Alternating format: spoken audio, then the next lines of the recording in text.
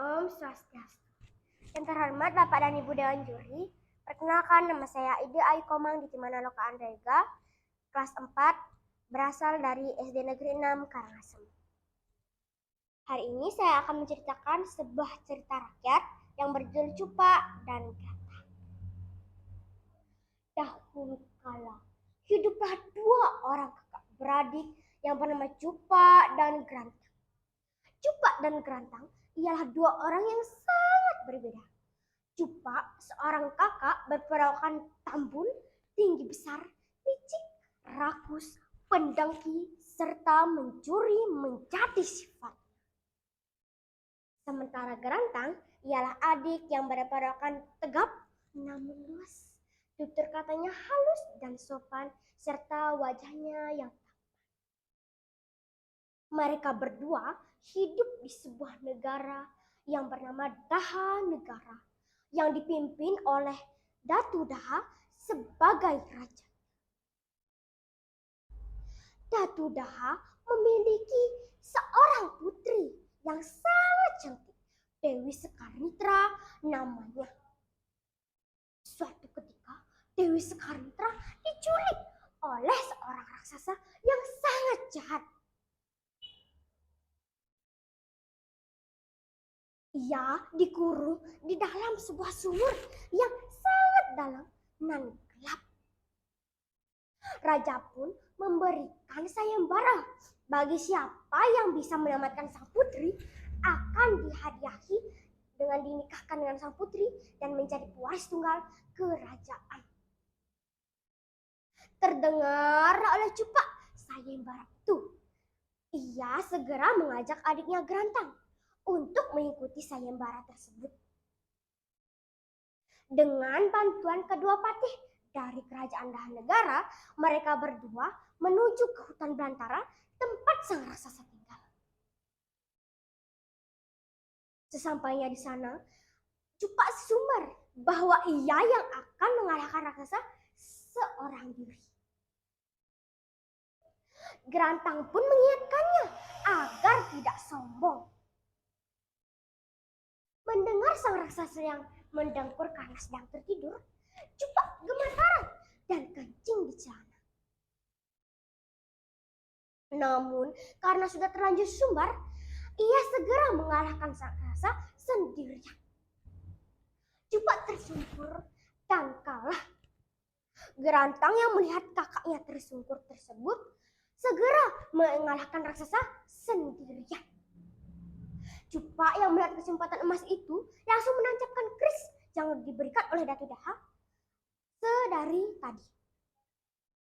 Keris itu pun menancap di dada besar dan bidang sang raksasa itu. Setelah itu mereka berdua pergi ke sumur tempat Dewi Sekarnitra dikurung.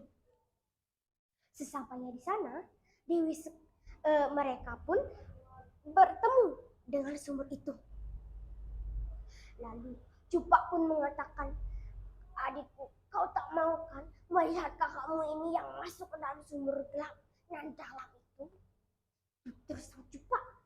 Grantang yang mengerti pun langsung menuruni sumur itu dengan bantuan utas tali. Sesampainya di dasar sumur itu, ia terkagum-kagum melihat kecantikan Dewi Sekarnitra. Ia pun berteriak ke arah luar sumur. Cupa yang sedari tadi menunggu dengan prihatin dan hati-hati segera mendengar ucapan sang Grantang. Dengan penuh semangat dan tergesa-gesa, ia pun menarik seutas tali itu menuju ke permukaan.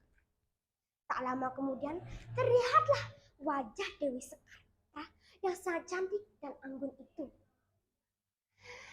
Setelah itu ia pun berpikir, kalau saja aku menolong Grantang keluar dari sumur itu, maka dia yang akan dinikahkan dengan sang putri raja. Dan tentunya dia lebih tampan daripada aku. Siasat si Cupa. Lalu ia pun menutup lubang sumur itu dengan bantuan batu yang sangat besar dan sangat berat. Setelah itu, ia mengajak Dewi Sekarnitra untuk pergi ke kerajaan. Sesampainya di kerajaan, Dewi Sekarnitra bersiasat bahwa Gerantanglah yang menyelamatkannya sedari sumur itu. Cupak pun marah dan menantang patih kerajaan untuk beraduan parisean atau kesenian kas-1000 masjid. Patih kerajaan Dahanegara pun kalah dan Cupak pun semakin sesumbar.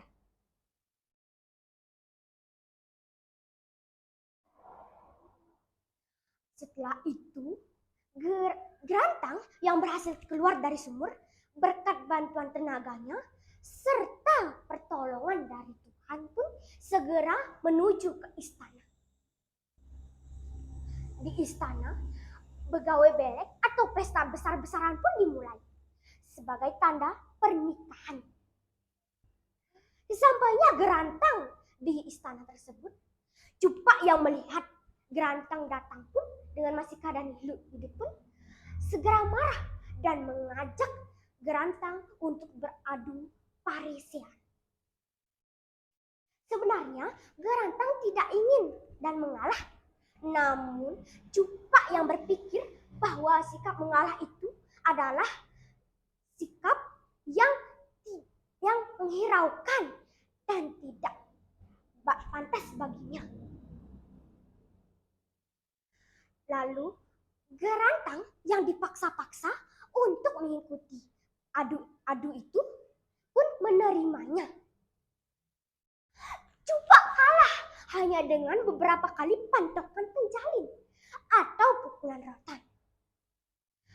Raja yang mengetahuinya pun segera ingin membunuh sang Cupak.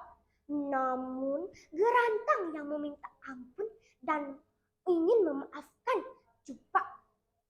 Sebagai gantinya, Cupak dibuang jauh dari istana dan Gerantang hidup bahagia di Dahanegara. Sekian cerita dari saya, Dainini. Terima kasih.